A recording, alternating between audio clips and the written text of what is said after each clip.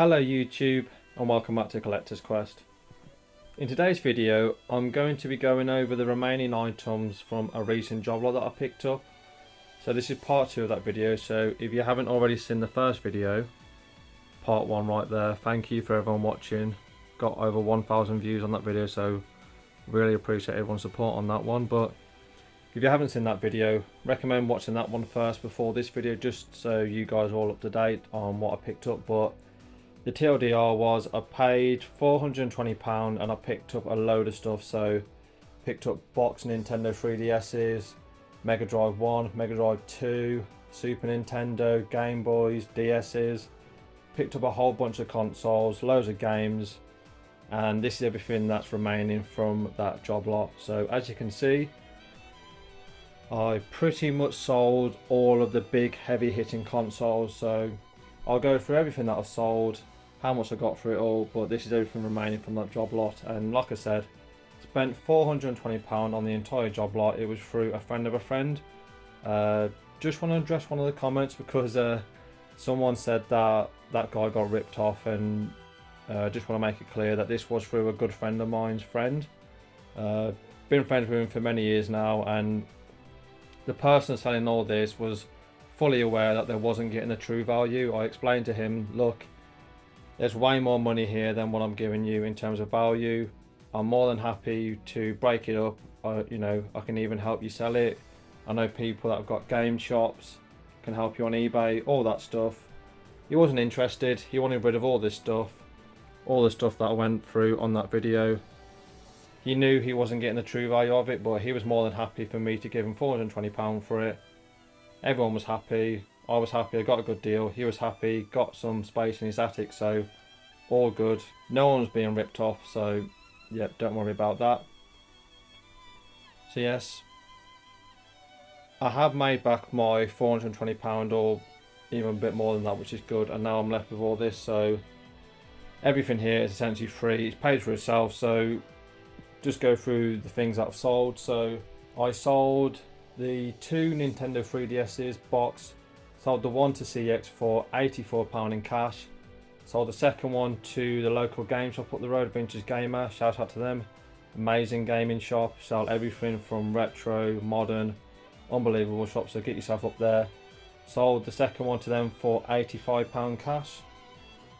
I sold the PlayStation 2. It was a fat model. I've still got the slim right there just because hasn't got the power lead, so I'm gonna have to try and find a power lead from somewhere. But I sold the fat line one to CX for £31. They actually took that in on box for some reason, so extra couple of pound there, which was nice. I sold the Super Nintendo, the Mega Drive 2 to Vintage Gamer. I think I got £85. Reason I sold it to them was Mega Drive 2 didn't have all the cables, had a couple of controllers but wasn't complete, and just made sense to sell it to them. They had a couple of bits that I wanted to add to the collection, so got £85, and inevitably I ended up spending that £85 at Vintage Gamer, which tends to happen when I go to Vintage Gamer. I sold the Game Boy Advance for about £35 cash. Sold a couple of the DS's for £30 cash, I believe. Figures will be on screen so you can see, but can't remember it off the top of my head. I've also sold a couple of things on eBay. So I sold Crash Tag Team Racing on eBay for like £8 or £9. Super Mario Galaxy 2 for £10 or £12. Shout out to one of the subscribers of the channel. Apologies, I can't remember your name, but he paid £20 for a couple of games. I did have a couple of people reach out to me about selling a couple of consoles, the games to them, but I just explained the logistics of trying to send big consoles and big boxes would have been awkward, and I just don't have the time or the boxes to be able to send those kind of things, so it wasn't something I was looking to do, and I just don't have the space to hold things for people, so I didn't sell that many things to people that watched the first video. But yeah, shout out to everyone commenting on that first video, did really well. So I'll put the figure on screen now, but I think I made around £480 worth of cash. So made my £420 back, and I made about £50-60 in profit, but it ain't profit at the end of the day. The amount of time, petrol, hours it's taken me to produce these videos, go through everything, calculate how much everything's worth. It's, you know, neither here or there, but I've achieved the main goal of making back my initial £420 investment. So everything here now is just free vouchers. So we've got a Wii there, I think. Everything's in there in terms of cables, there's a controller. So not sure what I'm going to do with that, but CEX give you like £9 cash for a Wii. I think they give you £6 for a remote and £9 for the actual console and the remote. So you're looking at only getting £3 cash for a Wii, which is insane.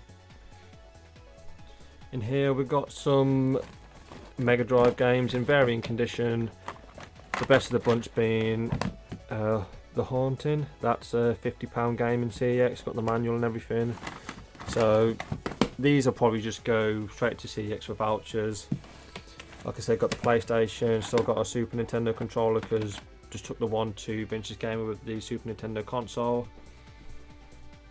And then we've got some decent PlayStation 2 games, nothing crazy, you know, a couple of these are £3 or £4 voucher, but nothing here that stand out. Anything that was standing out has gone straight on eBay in terms of making the most money back, but you know, still decent amount of vouchers there. And then got a couple of PlayStation 1 games, nothing I'm looking to add to the collection, a couple of Wii games. But I think in total, everything here is about £280 worth of vouchers. So, you know, made my £420 back, a bit of extra cash, and I'm looking at getting, you know, about £270 worth of voucher for free, essentially. So, not too bad. I mean, CEX might not take all of this, so might only be making £200 worth of vouchers, but I'm definitely going to be making some free vouchers. So, I would say it's been a pretty decent transaction. In terms of what I've added to the collection, I've added Pokemon Moon. It did have a sealed copy, but I moved that on, so Pokemon Moon isn't a very hard game to find, so I'll pick up an unsealed copy of that at some point, just because I don't collect sealed, so that's empty just with a steelbook. Added Pokemon Sun to the collection with a nice steelbook. I also added Pokemon X, just because it's all free, so I might as well add the Pokemon games. I also added this nice complete copy of Grand Theft Auto. So this is nice and complete, in real nice condition. Manual, poster, another poster or map, I don't know what that is, but this is in, you know, not a scratch on there to be it's pretty much mint this is. So massive fan of the GTA game, so really wanted to add that to the collection, so happy with that. So in terms of what I've added to the collection, I've only added about 5 or 6 games, so nothing crazy, but it was very exciting going through this entire job lot and you know, looking at everything, trying to figure out what I wanted to sell, what I wanted to add. So I'll definitely be doing this again in the future, picking up a big job lot, breaking it down. Taking a lot of time, and it does take up a lot of space because this has been on the floor for the last 2 or 3 weeks since I filmed the first video. But yeah, really enjoyed it. So there we have it, guys. There's everything that I've got left to go through in terms of the job lot, and now I want to hear from you guys. So let me know in the comments down below anything that you would add to your collection if you had this job lot.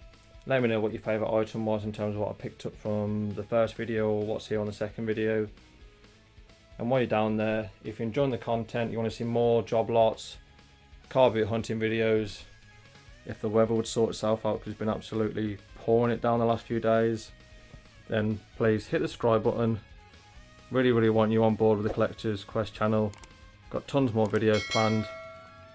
Now, in terms of car boots, weather's gotten awful, as you just seen.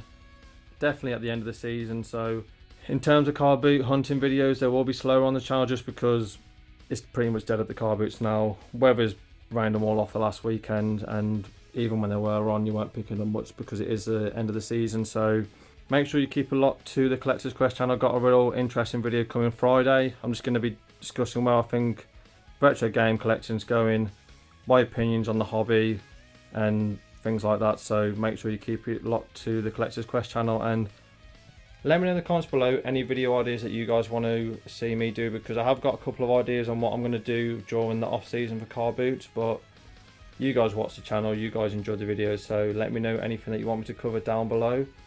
Always happy to hear your feedback, and like I always say, good luck on your game hunts and your collecting adventures. Take it easy, YouTube, and I'll catch you in the next one.